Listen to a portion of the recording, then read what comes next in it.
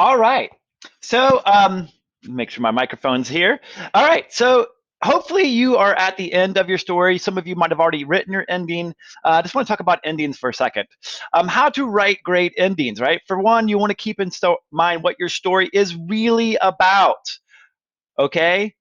What is it really about? The Freak the Geek is not really about paintball wars, right? It's about Lauren and her identity and who she is and her friendship, um, right? And sort of facing this idea of that she is different, right? That she is proud of who she is. So that's what the story is really about. It's not about paintball. Okay, so take that in mind. Number two, pay attention to the structure of the story and make sure the ending fits the arc, right? Has the character evolved? So if you have a character beginning who's sort of a jerky, cocky kid, at the end, is he slightly humbled? At the end, is she slightly more mature, right? Has the plot developed, right? What has actually happened? All right, and the final thing is ensure that loose ends are tied up. And let me just say that all of this is actually not easy.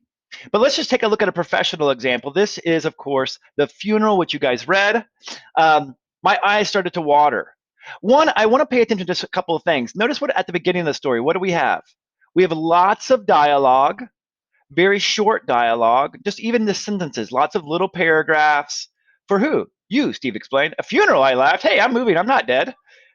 You'll be dead to us, Larry pointed out. Very short paragraphs. Hey, I protested. Just look at it. It's very narrow writing.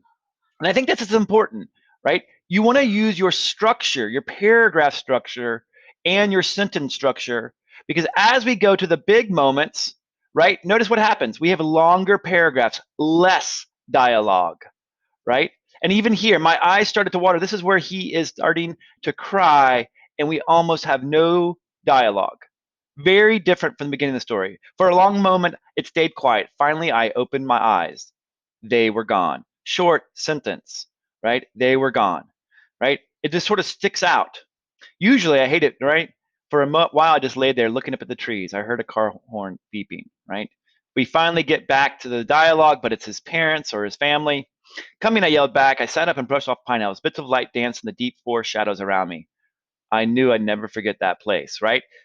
So this sense of bonding with his friends, and I stood up and stepped into my new life, whatever that may be. There's a sense that he is going to be okay, that he's okay with this move, that he's not going to be as sad and depressed, that there was a sense of sort of mourning this, but of course that he comes out stronger and better. So this does a really nice job of keeping in mind, what is the story really about? It's not about a funeral. It's about a boy who's sad to leave his friends. And so they get a chance to mourn. And because through that mourning is sort of reborn or feels refreshed, right? That's what the story is really about. Him moving, him being sad, him feeling isolated and alone. And now somehow his friends were able to solve that, right? Has the character evolved, right? In some sense, I think so, right? We don't get a sense that he's depressed or sad at the beginning, but we know we can imagine that he is. So I think that is true, right? And are all loose ends tied up? Yes, right? He gets into the car. His parents call him over, right? We get a sense of closure. In my own story, this is a lot harder. This is my story.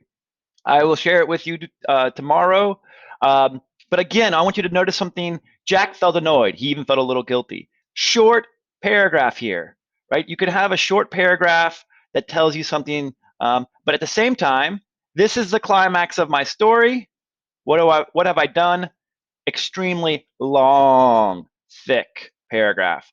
And it's just an example of how paragraphing actually can really change a story, right?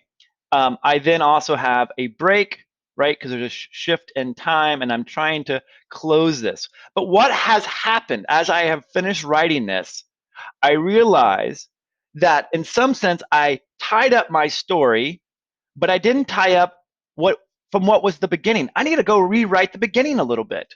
So now that I have finished my story and I only have 20 seconds, I want to go back and work on the beginning of my story. And I'm going to talk about that more tomorrow. So if you're having a hard time with the ending, go with your gut and then maybe realize you might have to go back and fix some of the earlier scenes.